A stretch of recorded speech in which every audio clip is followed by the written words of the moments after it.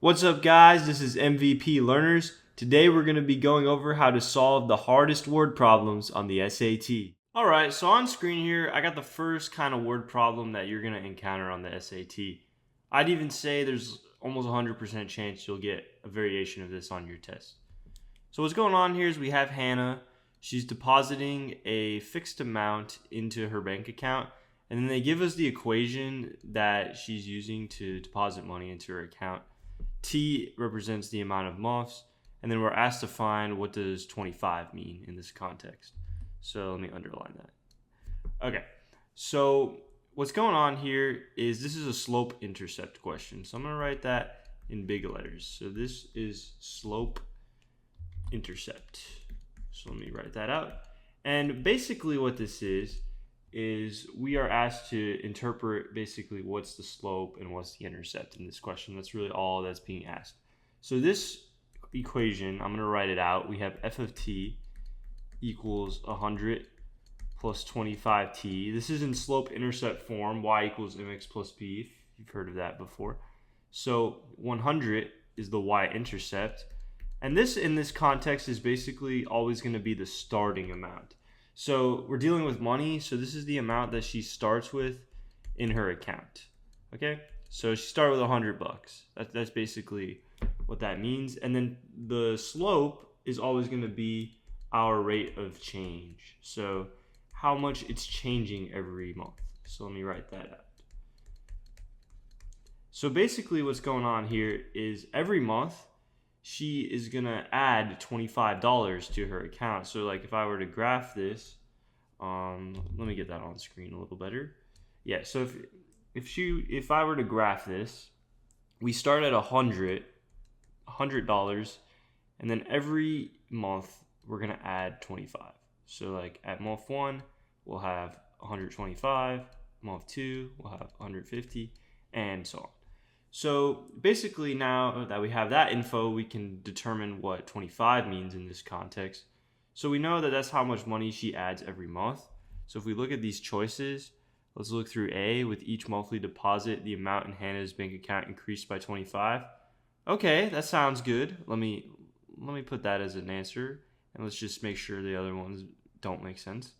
So B, before Hannah made any monthly deposits, the amount in her bank account was 25. No, like we said, that is what the 100 represents. C, after one monthly deposit, the amount in Hannah's bank account was 25. No, as you can see here, it's going to be 125 after 1 month. So that's not the answer. And then Hannah made a total of 25 monthly deposits. No, that just makes no sense. So A is clearly the answer, and that's kind of how to walk through these questions. Obviously, you can do it a lot faster once you get more practice. All right, so here's another question that's kind of similar to the last one. We have this guy, Nasir, who bought 9 storage bins. They were all the same price, so that's important to write down. He used a coupon for $63 off the entire purchase. And after using the coupon, it was $27. And we want to know what the price of one storage bin is. So what I would do is, for the purpose of making like the point I'm trying to make, showing you guys how this works, I would draw it out. Now on the actual SAT, I wouldn't draw it. I would just get to the end, but I want to just kind of make a point on what's going on. So we have 9 bins. Let me draw 9 bins. And basically, they all cost a certain amount, and we want to find what that amount is. So this amount, we're going to call it B for bin. They all cost the same thing. So if we want to know the total of these 9 bins, this is going to be B plus B plus B, and then so on. So it's going to be 9B. That is our total price. So let me just draw that here.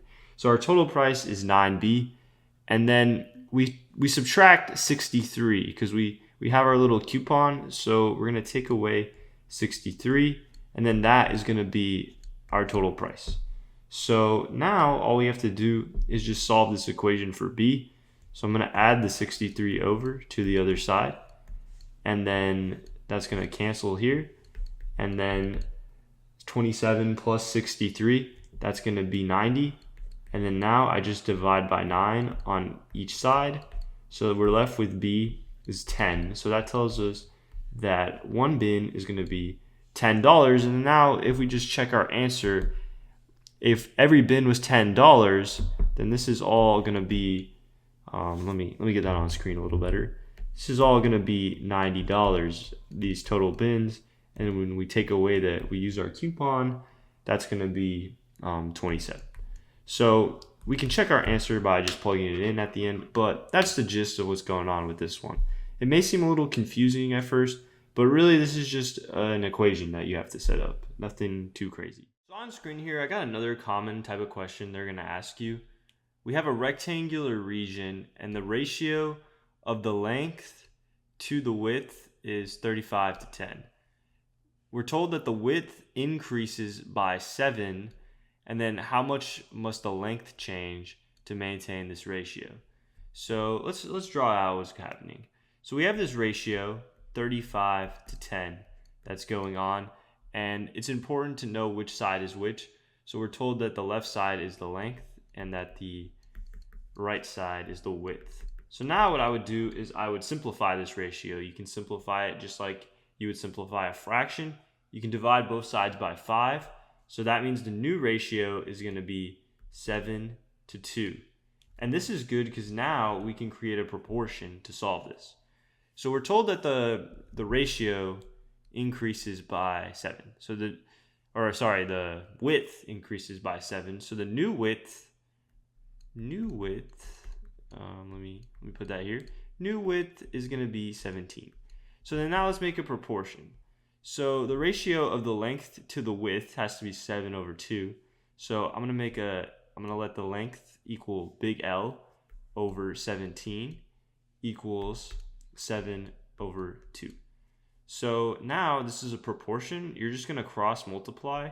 So if you don't know what that means, you just go diagonally and then you multiply the two diagonals together. So when we do that, we get 17 times 7. I'll show you how that's done on the side here. Let me get that in frame. So 17 times 7. You could also use your calculator. So 7 times 7, 49. 1 times 7 plus 4. So that'll be 11. So that's going to be 119. So then we make an equation. 119 equals, and then 2 times L.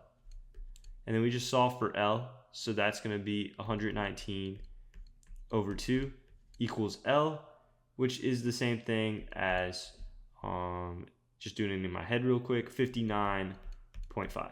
Okay, so the new length is going to be 59.5, and they're asking how much must it change. The old one was 35, so we're just going to subtract them to get that. So 59.5 minus 35, well, that's just going to be 24.5. So that means that it must increase 24.5 to maintain this ratio, which means the answer is going to be B. So this problem I got on screen is a bit of a read. We're estimating a proportion of a population that has certain characteristics. We're taking a random sample, and then whenever you hear a random sample, you should instantly think like, okay, this is going to be like a probability or like fraction, proportion sort of thing. And then blah, blah, blah. The main important thing here is that we're estimating that 0.49 have a certain characteristic, and there's a margin of error of 0.04. So these like swarty stats questions are ones that are very common for them to ask, but don't get scared, they're very easy. So basically all this means is that we have a point here, 0.49, which is our probability that it's this has this characteristic.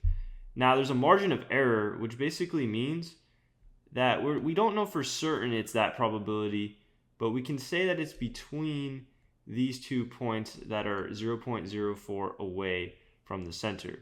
So we basically just subtract and add 0.04, and that is like our range that we're like with 95% confidence that it's going to be between these two values, the real probability.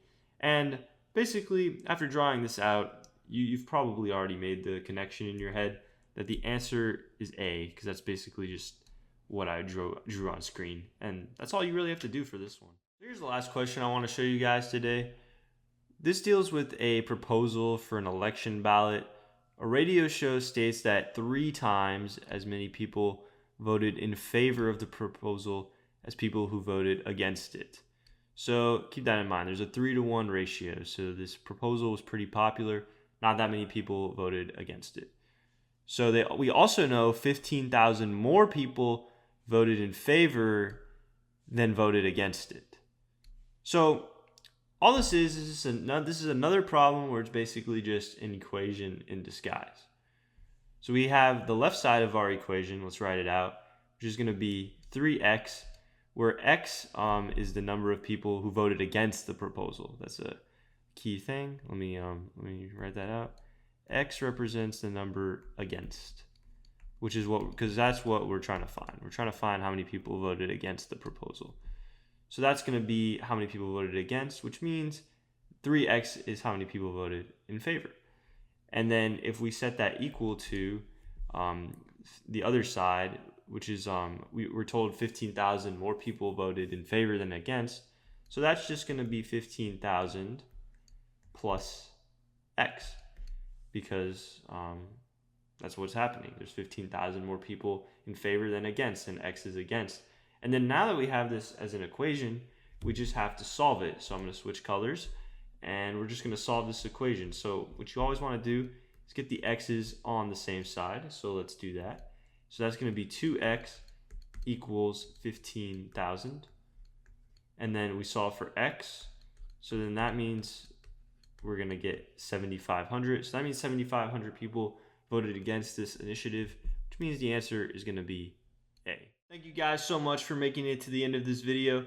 Make sure to smash that like button down below and subscribe. I run a tutoring company called MVP Learners. You can check us out, link in the description, mvplearners.com. You need online tutoring, you need more help for your SAT, go check us out. We offer lessons for as cheap as $40 a lesson. And your first lesson, you get $10 off. You're not going to find a better deal, so go hop on it.